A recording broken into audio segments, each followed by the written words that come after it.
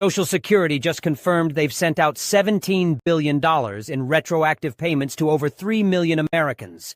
And if you didn't get yours, there's a specific reason why. In the next few minutes, I'll break down exactly who received these massive payments averaging $6,000 each, why they were sent out, and most importantly, whether you should expect anything similar in the future. I'll also reveal a little-known way that millions of retirees are leaving money on the table every single year. Welcome to Financial Area, where we break down complex financial news into clear, actionable insights. If you want to stay ahead of changes that could impact your retirement, hit that like button and subscribe with notifications on, because missing updates like this could cost you thousands. Let's start with the numbers that have everyone talking. Social Security officially confirmed on their social media platform that they've completed sending out the last of these retroactive payments. We're talking about a staggering $17 billion distributed to approximately 3.2 million beneficiaries. If you do the math, that's an average of about $6,000 per person, though individual amounts varied significantly based on specific circumstances. The payments weren't sent out all at once. This process started in late February, with the majority of payments processed and sent throughout March. The final payments were distributed in June, completing what Social Security called the largest retroactive payment distribution in recent history. But here's what most people don't understand. These weren't random bonus payments. There's a very specific reason why these payments were sent out, and it all comes down to a major legislative change that happened at the beginning of this year. The driving force behind this massive payout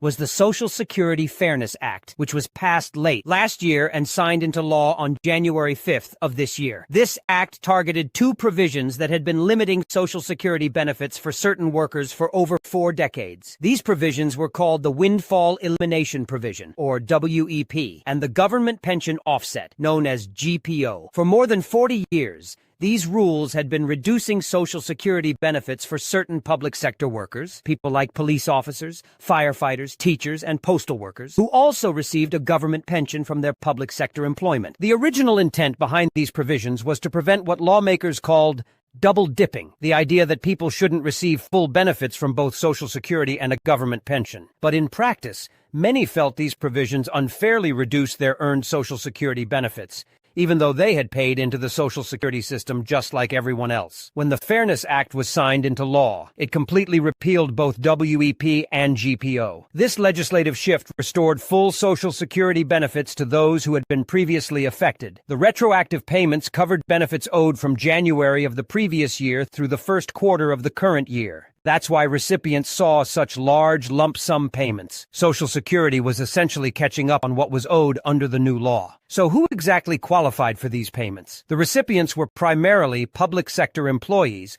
who had paid into both Social Security and a government pension system. We're talking about career police officers, firefighters, teachers, postal workers, and other government employees who had seen their Social Security benefits reduced because of their government pension. But here's the crucial point that's causing so much confusion. Not everyone received these payments, and there are very specific reasons why. If you didn't receive a retroactive payment, don't panic. There are several likely reasons why you weren't included in this distribution, and understanding these reasons can save you from unnecessary worry or unrealistic expectations. First, you may not have been affected by WEP or GPO in the first place. Only those whose benefits were previously reduced by these specific provisions were eligible for the retroactive payments. If you never worked in the public sector, or never received a government pension, these provisions do. Were applied to you, which means you wouldn't be eligible for these payments. Second, you might not have a qualifying public sector work history. The changes primarily impacted public employees who had both a government pension and Social Security contributions. If you worked in the private sector your entire career,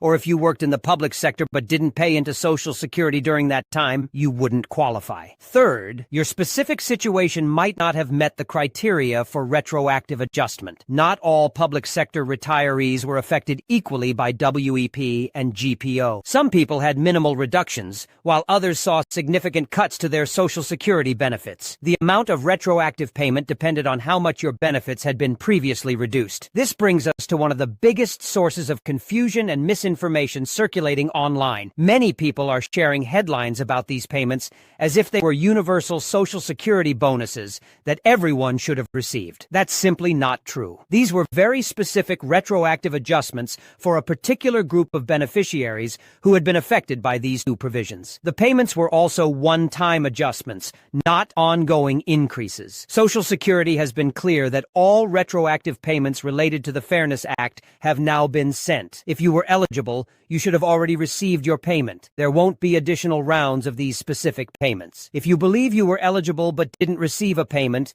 your best course of action is to contact Social Security directly. Have your work history and benefit information ready to help them assess your situation. However, be prepared for the possibility that you may not have qualified based on the specific criteria. It's also worth noting that this misinformation isn't harmless. When people expect payments they're not eligible for, it can lead to financial planning mistakes or unnecessary stress. Always verify information through official Social Security channels rather than relying on social media posts or unofficial sources. The reality is that while these payments were substantial for those who received them, they represented a correction of a long-standing issue rather than a new benefit program. Understanding this distinction is crucial for managing your expectations and making informed decisions about your retirement planning. Now, while we're talking about youth money that retirees might be leaving on the table, there's another issue that affects far more people than these Social Security payments, and it's one that most people can actually do something about right now. With over 70 million people enrolled in Medicare, the vast majority are unaware that they could be saving significant money or getting better coverage simply by reviewing their current plan. The average person who takes advantage of a professional Medicare plan review